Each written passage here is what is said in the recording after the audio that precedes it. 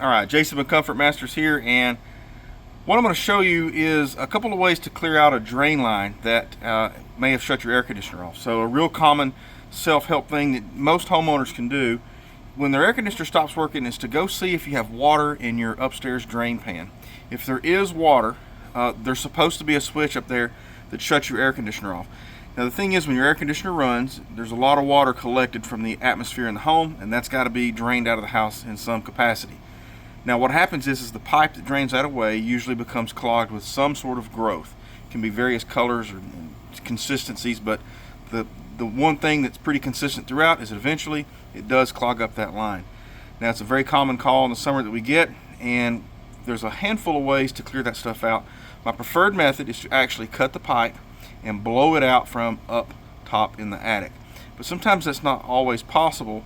The second method, which is my least preferred method, is to simply use a shop vac and stick that on the end of the pipe and suction that stuff out of there. That one doesn't always work.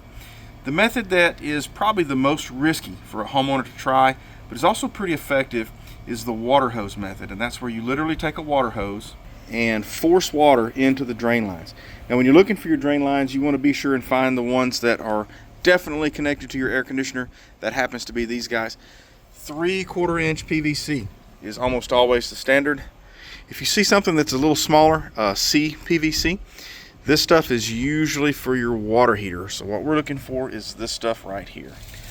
What we want to do is just kind of cup it on, force a little bit up the pipe, and then let go and see what we get out. And oh, look at that. That looks pretty gross. I don't know what that stuff is. We're going to do that a couple more times.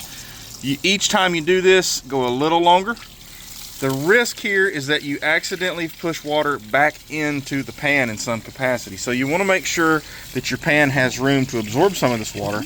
It might even be helpful, and look at there's the main clog coming right out. Blech. Probably be advisable to have someone else in your attic watching while you do this to let you know if the water's going too far.